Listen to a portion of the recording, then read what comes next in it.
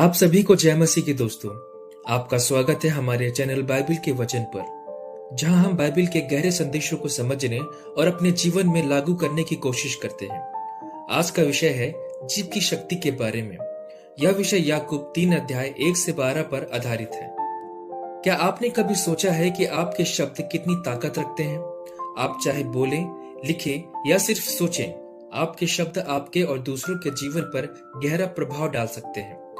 आज हम देखेंगे कि बाइबल हमें इस बारे में क्या सिखाती है। पहली बात हम सीखेंगे शिक्षकों के लिए चेतावनी के बारे में, जो 1 से 2 पद में पाया जाता है।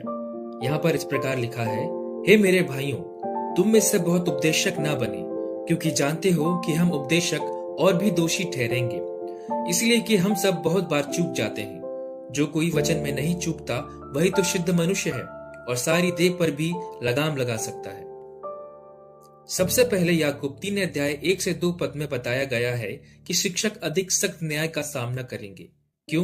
क्योंकि शिक्षक अपने शब्दों से लोगों को प्रभावित करते हैं। हम सभी गलती करते हैं, लेकिन अगर हम अपनी जीभ को काबू में रख सकते हैं तो हम अपने पूरे शरीर और जीवन को भी नियंत्रण में रख सकते हैं। सोचिए, अगर आप किसी को सिखा रहे हैं और आपका शब्द उन्हें गलत दिशा में ले जाता है तो उसका जिम्मेदार कौन होगा?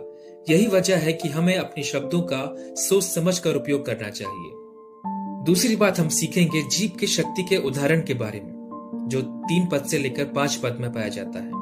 यहाँ पर इस प्रकार लिखा है, जब हम अपने वश में करने के लिए घोड़ों के मुंह में लगाम लगाते हैं तो हम उनकी सारी देह को भी घुमा सकते हैं। देखो, जहाज भी यद्यपि ऐसे बड़े होते हैं और प्रचंड वायु से चलाए जाते हैं तो भी एक छोटी सी पतवार के द्वारा माझी की इच्छा के अनुसार घुमाए जाते हैं। वैसे ही जीभ भी एक छोटा सा अंग है और वह बड़ी बड़ी डींगे मारती है।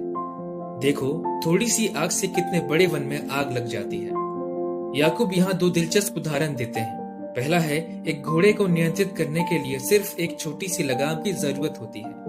दूसरा है, एक बड़ा जहाज जो लहरों से घिरा हो एक छोटे से पतवार से दिशा पाता है। अब सोचिए, हमारी जीभ भी वैसी ही है। यह शरीर का एक छोटा सा हिस्सा है, लेकिन यह हमारे जीवन की दिशा को निर्धारित कर सकती है। अब आपके लिए एक सवाल है, क्या हम अपनी जीभ का उपयोग दूसरों को प्रोत्साहित करने और उन्हें सही दिशा में ले जाने के लिए कर रहे हैं? यदि हाँ, तो परमेश्वर आपके साथ है। यदि नहीं, तो परमेश्वर से मांगे कि परमेश्वर आपके साथ हो और आपको जीभ का सही उपयोग करने की समझ दे। तीसरी बात हम सीखेंगे जीभ की विनाशकारी शक्ति के बारे में, जो 6 पद से 8 पद में पाया जाता है। यहाँ पर इस प्रकार लिखा है, जीभ भी एक आग है। जीभ हमारे अंगों में अधर्म का एक लोक है और सारी देह पर कलंक लगाती है और जीवन गति में आग लगा देती है और नरक कुंड की आग से जलती रहती है।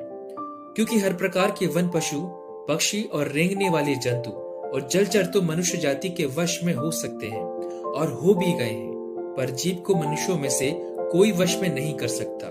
वह एक ऐसी बला है जो कभी रुकती ही नहीं। वह प्राणनाशक विष से भरी हुई है।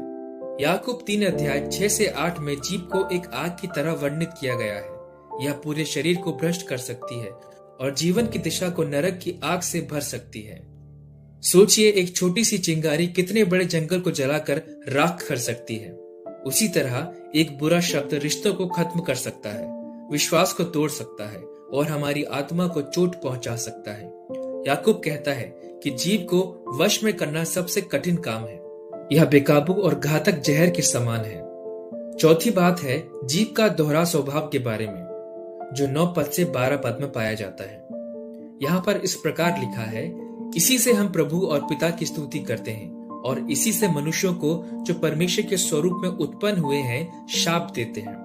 एक ही मुंह से धन्यवाद और शाप दोनों निकलते हैं। हे मेरे भाइयों, ऐसा नहीं होना चाहिए। क्या सोते के एक ही मुंह से मीठा और खारा जल दोनों निकलता है? हे मेरे भाइयों, क्या अंजीर के पेड़ में जैतून या दाग की लता में अंजीर लग सकते हैं? वैसे ही खारे सोते से मीठा पानी नहीं निकल सकता। याकूब 3 अध्याय 9 से 12 में एक बहुत ही महत्वपूर्ण बात बताई गई है। हम अपनी जीभ से परमेश्वर की स्तुति करते हैं और उसी जीभ से अपने भाई बहनों को श्राप देते हैं। यह तो सही नहीं है। क्या एक ही झरने से मीठा और खारा पानी निकल सकता है? क्या एक ही पेड़ से 2 प्रकार के फल निकल सकते हैं? ऐसा नहीं हो सकता।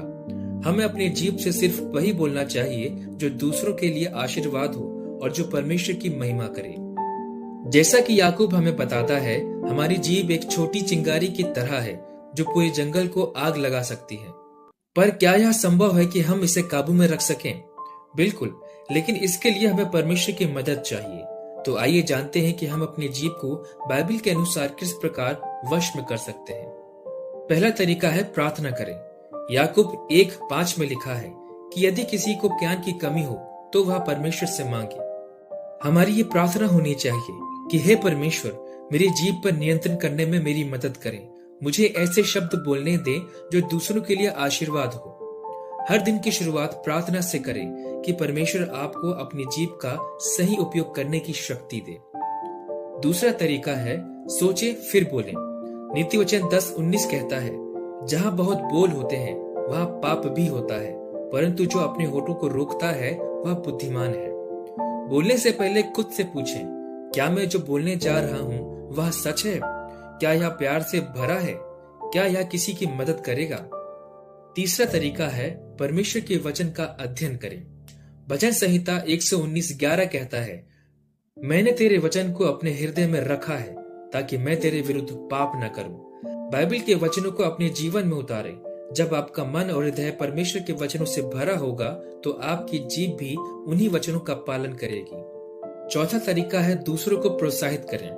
इफिसियों 4:29 हमें सिखाती है, तुम्हारे मुंह से कोई गंदी बात ना निकले, पर जो कुछ सुनने वालों के लिए उपयोगी हो वही बोलो। अपनी जीभ का उपयोग दूसरों को प्रोत्साहित करने, उन्हें प्रेरणा देने और उन्हें ऊपर उठाने के लिए करें। पांचवा तरीका है धैर्य रखें और आत्म नियंत्रण सीखें। गलातियों 5:22-23 में आत्मा के फल का उल्लेख है, जिसमें धैर्य और आत्म नियंत्रण शामिल है। जब आप गुस्से में हो तो तुरंत प्रतिक्रिया न दें, शांत रहें, गहरी सांस लें और परमेश्वर से धैर्य के लिए प्रार्थना करें। तो दोस्तों, याकूब 3:1-12 हमें सिखाता है कि हमारी जीभ में बड़ी शक्ति है।